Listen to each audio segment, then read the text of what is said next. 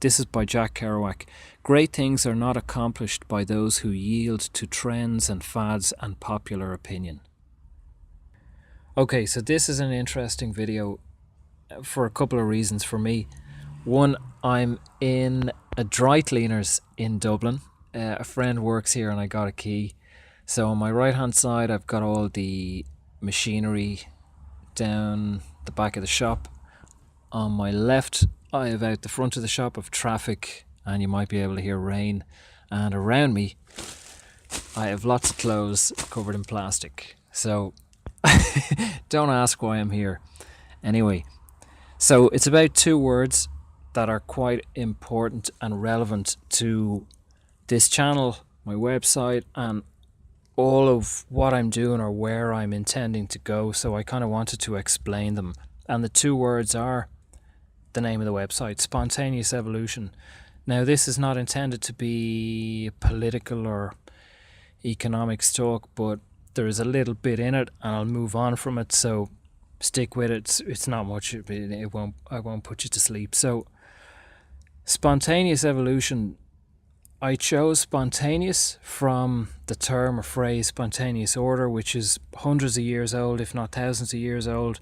And one definition would be an order which arises out of voluntary activities of individuals. An order which arises out of voluntary activities of individuals. So government is not voluntary, politics is not voluntary. We're forced to do certain things, regulations, taxes, etc. are forced upon us. And a great example of what spontaneous order is a 1958 essay by Leonard Read called I, Pencil. I'm not going to go into details here, but I urge anyone who hasn't read it to read it. It's a brilliant read, it's a short read, and below I have linked, there's a 6-minute animation on I, Pencil, and it's brilliant.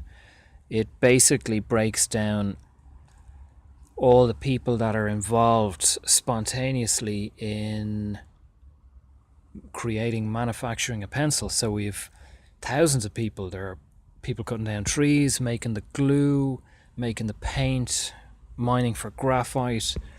We have all the loggers, truck drivers, the people who feed them, who make the machinery, the oil or the petrol that goes in. So the list goes on. And all these people are not, there's no hierarchy, there's no master who's calling the shots and who's decided I'm going to make pencils, I'm going to hire these thousands of people. All these groups work individually and for their own benefit, and all of that comes together to give the world a pencil, for example. Now, there's a great quote in that 6-minute video, and it is, if we can leave the creative energies of humankind unhindered, there's no limit to what we can accomplish.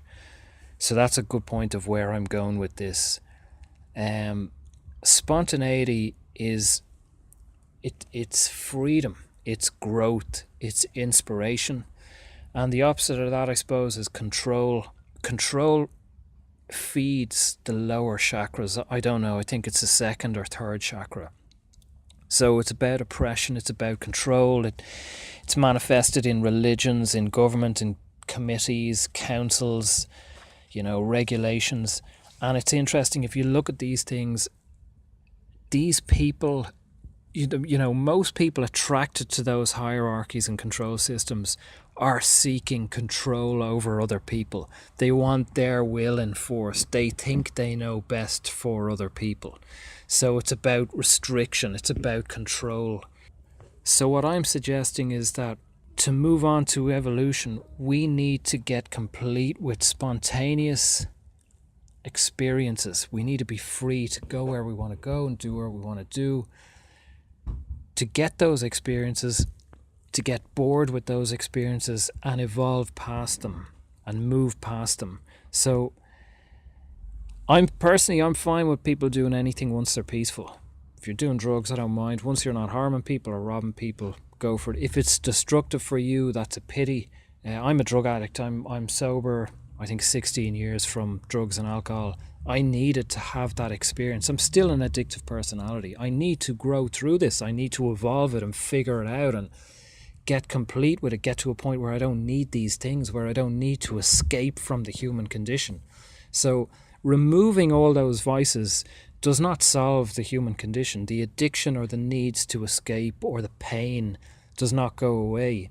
It's just, it'll find another outlet. You drive too fast. People are workaholics. There's other things you can do other than taking drugs or alcohol, which are destructive and which will still feed that beast. So we need to move beyond them. Just a side note on evolution. I don't believe in Darwinism, so I don't believe that we evolved from sludge or apes or fish or any of that kind of thing. Do I believe in God? I actually don't know. I use the term God at times. I believe in higher beings. I believe in higher, greater energies. I believe that we are gods. I believe our higher selves are part of that universal consciousness and great energy.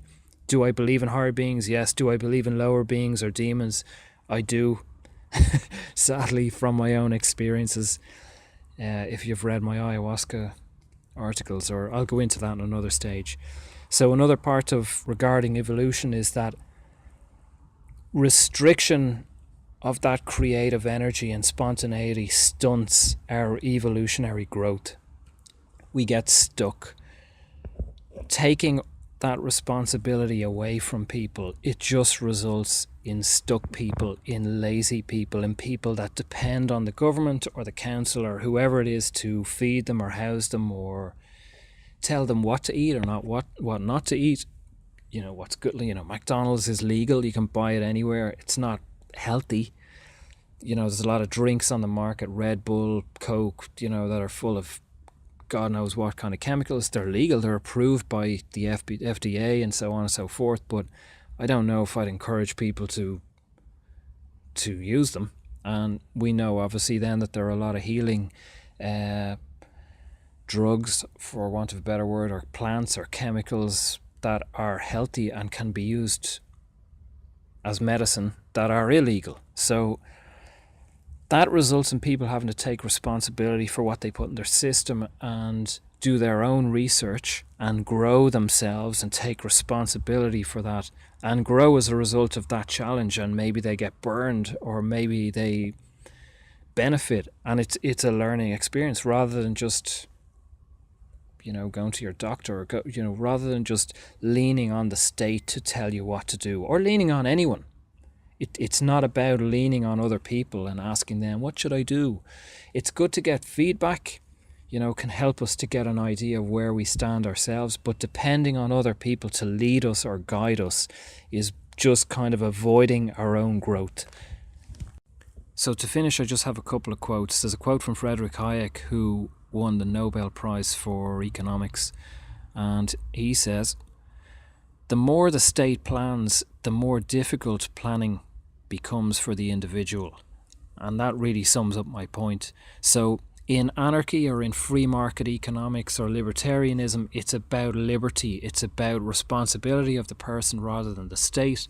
I'm trying to take all that view into spirituality and evolution and personal growth as well. Not just economics, how we trade, but it's the same for our own development, our own spiritual growth.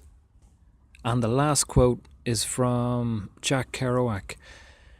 "Great things are not accomplished by those who yield to trends and fads and popular opinion. Great things are not accomplished by those who yield to trends and fads and popular opinion."